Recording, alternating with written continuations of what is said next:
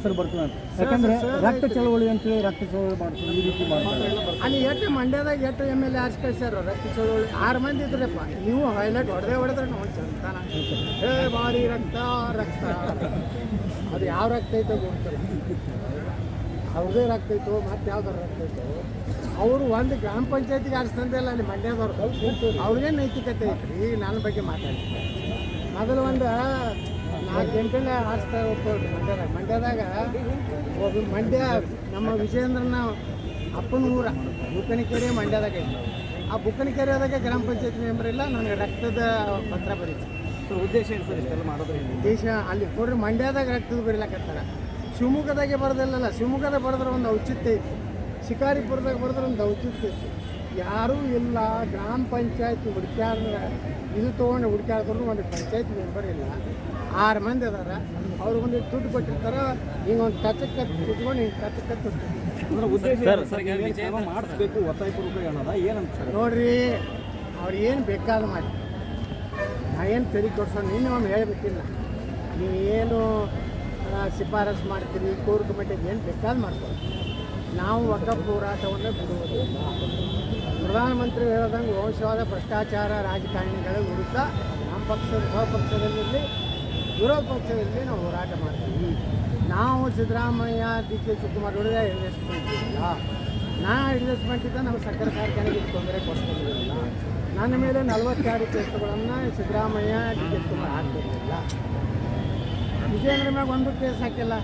ಯಡಿಯೂರಪ್ಪನವ್ರದ್ದು ಇನ್ನೂ ಎಷ್ಟೋ ಗಂಭೀರ ಪ್ರಕರಣ ಇತ್ತು, ಇನ್ನೂ ಮುಚ್ಚಿಟ್ಟಿದ್ರು.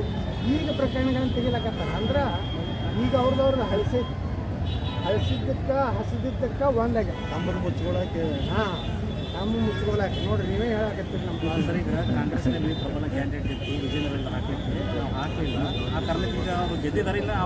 DK ಶಿವಕುಮಾರ್ ಹೇಳಿದ್ರೆ ನಾವು ಕೊಟ್ಟ ಭಿಕ್ಷೆಯಿಂದ MLA ಆಗಿ ನಿಮ್ಗೇನಾರ ದಮ್ಮ ನೈತಿಕತೆ ಕಟ್ಸಿದ್ರೆ ನೀವು ಕೊಟ್ಟ ಭಿಕ್ಷೆಯಿಂದ ಆಗಿಲ್ಲ.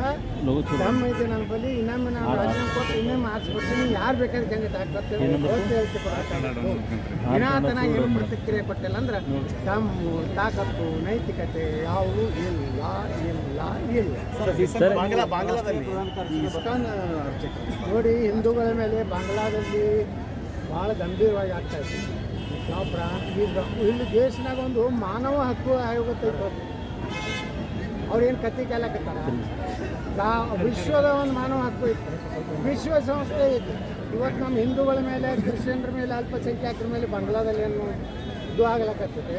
ಅದಕ್ಕೆ ಯಾವುದೇ ರೀತಿ ಇವತ್ತು ಸರ್ಕಾರ ಅಲ್ಲಿಗೂ ಇದು ಆಗ್ತಾಯಿದೆ. ಅದಕ್ಕೆ ಬಾಂಗ್ಲಾಕ್ಕೆ ಕೊಡುವಂಥ ಎಲ್ಲ ನೆರವುಗಳನ್ನು, ಎಲ್ಲ ಸಹಾಯವನ್ನು ಭಾರತ ಬಂದ್ ಮಾಡ್ಬೇಕಂತ ನಾ ಆಗ್ರಹ ಮಾಡ್ತೀನಿ. ಸರ್ ಈಗ ಸೋಮಣ್ಣವ್ರನ್ನ ಸ್ವಾಮೀಜಿ ವಿರುದ್ಧ ಈಗ ಅವರು ಬಂಧನವಾಗಿಷ್ಟ ಅಂದ್ರೆ ಒಕ್ಕಲಿಗ ವಿರುದ್ಧ ಮತ್ತೆ ಚಂದ್ರಶೇಖರ್ ಸ್ವಾಮೀಜಿ ಸ್ವಾಮೀಜಿಯವರು ಅವರಿಗೆ ಇವ್ರು ಏನು ಈ ದೇಶದ ಅನ್ನ ತಿಂದು ನೀರು ಕುಡಿದು ಪಾಕಿಸ್ತಾನ ಹುಟ್ಟದಂಗೆ ಮಾತಾಡ್ತಾರಲ್ಲ, ಅದಕ್ಕೆ ಅವ್ರು ಹೇಳಿದ್ದಾರೆ. ಬಾಬಾ ಸಾಹೇಬ್ ಅಂಬೇಡ್ಕರ್ ಈಗ ಪಾಕಿಸ್ತಾನದಾಗ ಮತದಾನ ಹಾಕೈತಂದ್ರಿ ಹಿಂದೂಗಳಿಗೆ ಕ್ರಿಶ್ಚಿಯನ್ರಿಗೆ ಪಾಕಿಸ್ತಾನದಲ್ಲಿಲ್ಲ, ಅಫ್ಘಾನಿಸ್ತಾನದಲ್ಲಿಲ್ಲ. ಈ ರೀತಿ ಇದ್ದಾಗ ನಮ್ಮಲ್ಲಿ ಯಾಕೆ ಅನ್ನೋಂಥ ಪ್ರಶ್ನೆ ಮಾಡ್ಯಾರ ಅವರು. ಸ್ವಾಮೀಜಿಯಾಗಿ ಹಿಂದೂಗಳ ಪರವಾಗಿ ಮಾತಾಡಿದ್ದಕ್ಕೆ ನಾನು ಅಭಿನಂದನೆ ಸಲ್ಲಿಸ್ತೀನಿ. ಅವರ ಪ್ರಕರಣವನ್ನು ವಾಪಸ್ ತಗೋಬೇಕು, ಇಲ್ಲಾಂದರೆ ಇಡೀ ಒಕ್ಕಲಿಗ ಸಮುದಾಯ ಸರ್ಕಾರವನ್ನು ಕೇಳಬೇಕು. ಭಾಳ ಸ್ವಾಭಿಮಾನಿ ವ್ಯಕ್ತಿ ಅದಲ್ಲ DK ಶಿವಕುಮಾರ್ ಮಾತಾಡಲಿ. ಒಬ್ಬ ಒಕ್ಕಲಿಗರ ಒಬ್ಬ ಸ್ವಾಮಿಗಳ ಬಗ್ಗೆ ಕೇಸ್ ಹಾಕ್ಯಾರ, ಇದ್ರ ಬಗ್ಗೆ